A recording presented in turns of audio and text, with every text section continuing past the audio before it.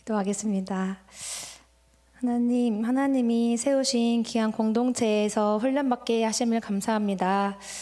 하나님, 사람을 의식하는 마음과 나를 자랑하려는 마음과 교만을 깨트려 주세요. 보배로운 청년들, 하나님의 사랑하는 아들, 딸들에게 위로가 되고 도전이 되는 시간이 되게 해주세요. 예수님의 이름으로 기도합니다. 아멘. 안녕하세요.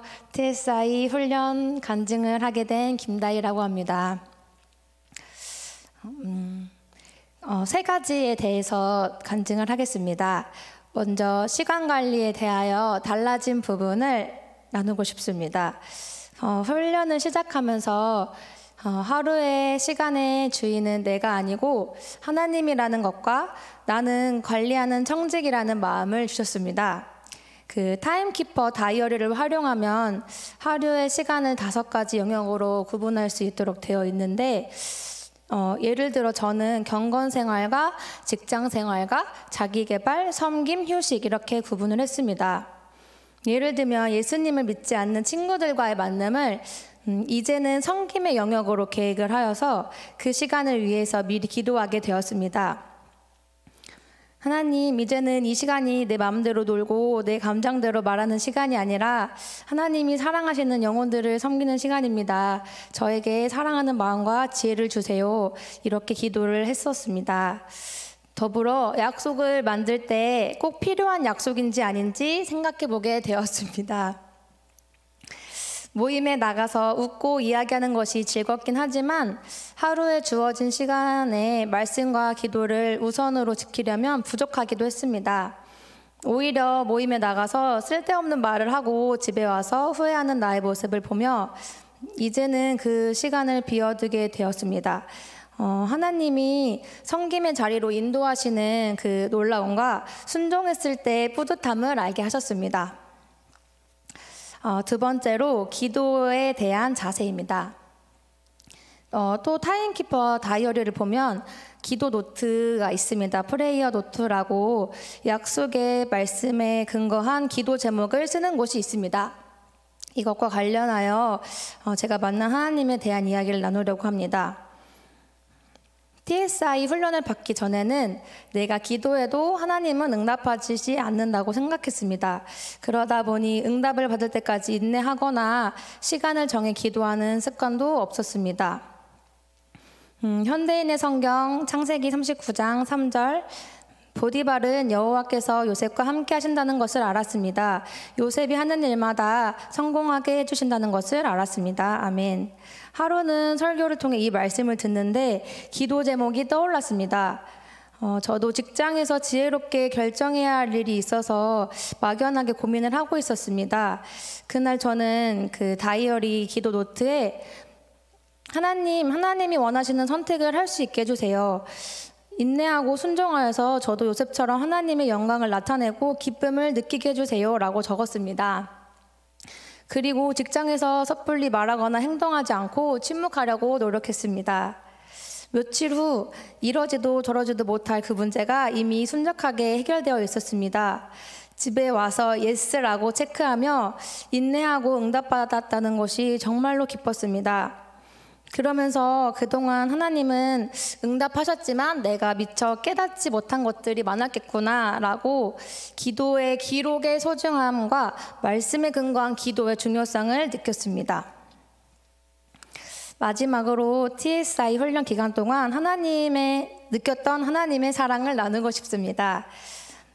훈련을 시작할 때쯤 제가 다이어트를 하고 있었습니다. 하루는 아침에 운동을 하고 있는데 그 흐린 날씨임에도 불구하고 떠오르는 태양과 나뭇가지밖에 남지 않은 그 겨울산이 너무나 아름답게 보였습니다.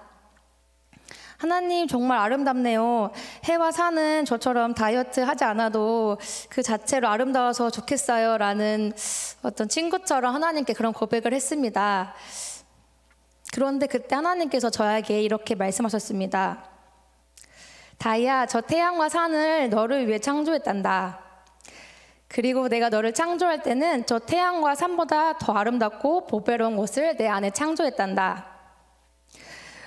살 빼기 위해서 운동하다가 하나님의 음성을 듣는 것은 처음이었습니다.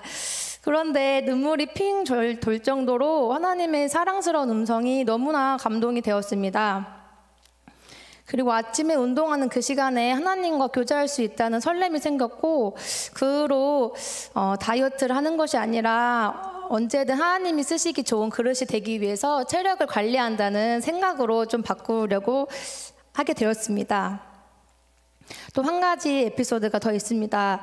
신년 부흥회에서 브라이언 박 목사님을 통해서 무서워하지 말고 기뻐하라는 말씀을 듣고 있었는데, 사랑하는 내 딸아 왜 무서워하니? 라는 질문에 하나님이 가자시는 길을 욕심 많고 세상을 좋아하는 제가 갈 수 있을까요? 라고 대답하며 기도하고 있었습니다. 왜냐하면 어려서부터 교회를 열심히 다녔지만 예수님을 정확히 언제 만난지도 모르겠고 구원의 감격이나 성령님의 인도하심도 잘 느껴지지 않았습니다. 미지근하고 답답한 신앙생활이 다 모태신앙 때문이라고 불만했습니다.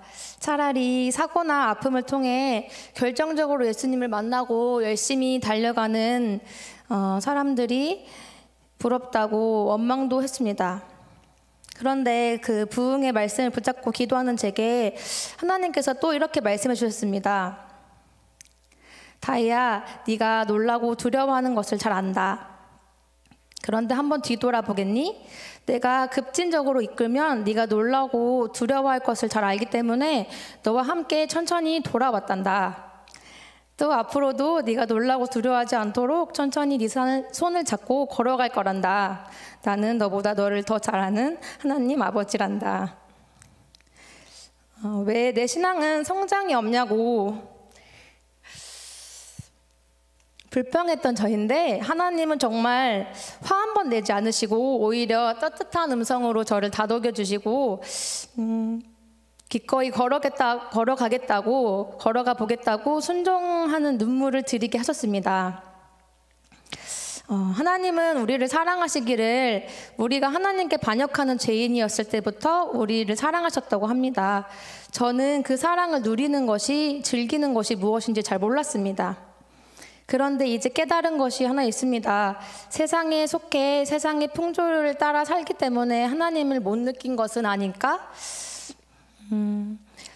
사랑하는 청년 여러분, 처음에는 부담스러울 수도 있겠지만 이런 훈련을 통해서 말씀과 기도, 하나님 안에 들어와 보시기를 도전합니다.